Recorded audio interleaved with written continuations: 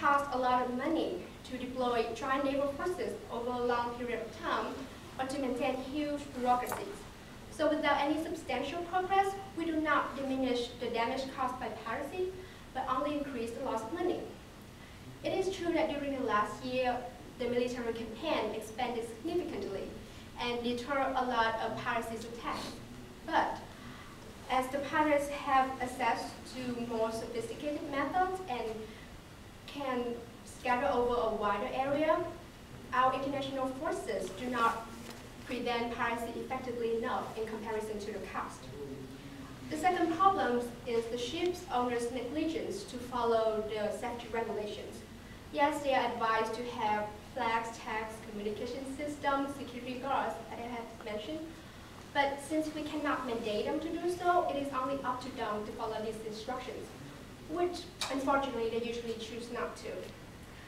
They also comply to pay the ransom when the ships got captured, despite the government's warning not to, which only encourages the development of this business.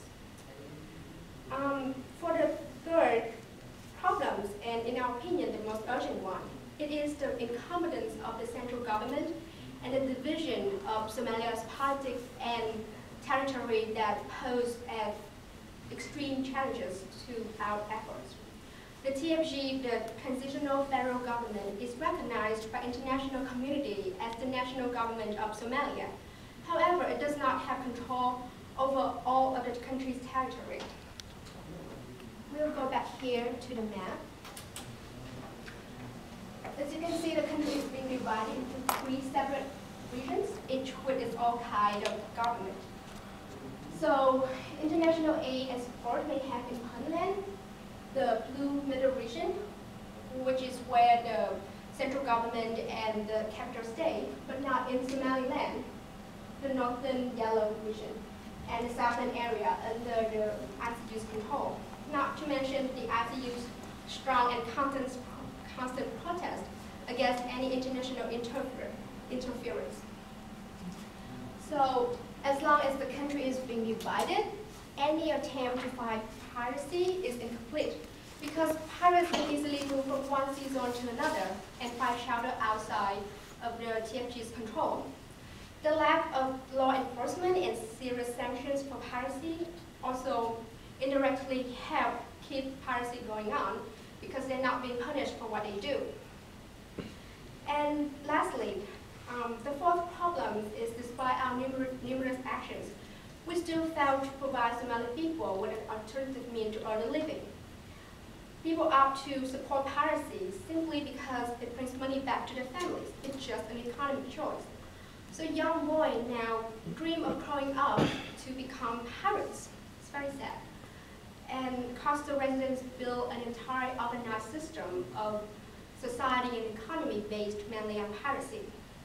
So with people's help and support, it is impossible for us to eliminate pirates and warlords once and for all.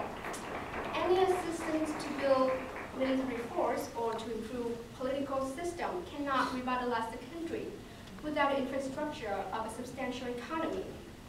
And we also want to recommend more medical aid from the United Nations to address the serious health issues that Ashley mentioned before due to toxic and nuclear waste dumping. So now we will move on to present our suggestions to improve these problems as a group. First, we should focus on our effort on strengthening TFG, which is the Transitional Federal Government. Our group considers that the national government is the key player in this strategic battle, and in order to win the battle, we need to enhance our key player. Building Somalia's police and military force is step one. We should assist them in improving their legal system, building their economy with basic agriculture, industry, commerce sectors, and guiding them in political and policy-making processes. As the government gets stronger and stronger, the less and less international aid will be needed. As by helping them to stand on their own, we're doing good to them and to ourselves. We save a lot as we can save a lot of money and manpower, which otherwise could be spent on monetary loss and long-term operations. As for them, they can develop a self-sufficient country of their own, earns people's support, and start the reconciliation process. Now the international interference is no longer an issue.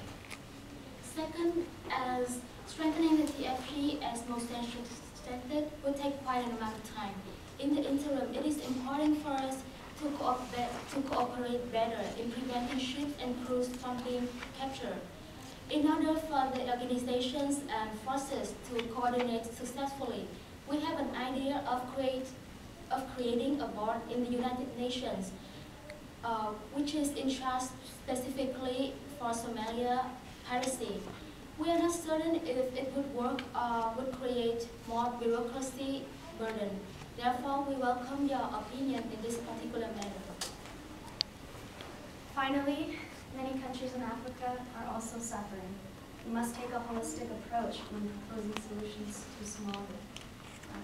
Mohsen, the other neighboring countries' political systems may provide shelter for pirates, as well as their factions can infuse more political conflict. If we are able to implement a stable government as well as end piracy, other hotspot countries such as Cote d'Ivoire and Sudan may see Somalia as a beacon of light. Although we know we have a long way to go and it requires much time and effort, it is our hope, it is our dream, and it is our goal that someday we will achieve security and peace in Africa. So, to end our presentation, we would like to sum up with a quote from Amadou Abdallah, the Secretary General Special Representative for Somalia, head of the United Nations Political Office. As piracy was a symptom of wider problems ashore in Somalia, the only sustainable solution would be effective governance, the establishment of the rule of law and security institutions, and the creation of alternative livelihoods in Somalia for stable and inclusive economic growth. Thank you for listening to our presentation.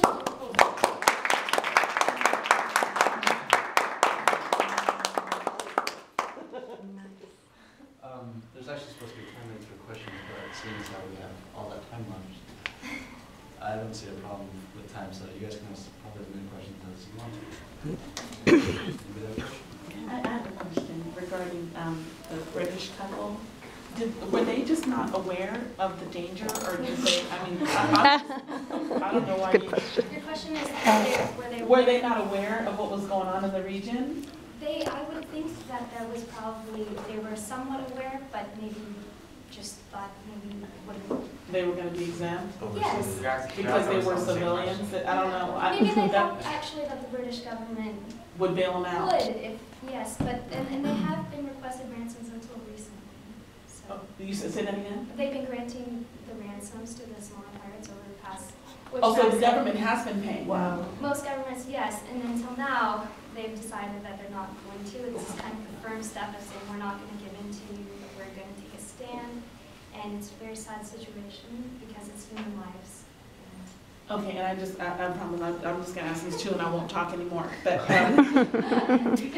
historically, do we know what's happening historically with regard to religion or a moral, any kind of a moral code in the country that would maybe inhibit the, people from, I don't know, just succumbing to the economic pressures? I can appreciate, everybody's agenda is to eat and sleep and raise children, and people mostly want to keep food on the table and be clothed, and so maybe that is the dilemma, that if those basic needs aren't being met, then I can see the appeal. But do we know much about that? Seems to be like the only answer. If I have something else that I'm answering to, I don't know what else is going to make me not help the pirates or not go with their way of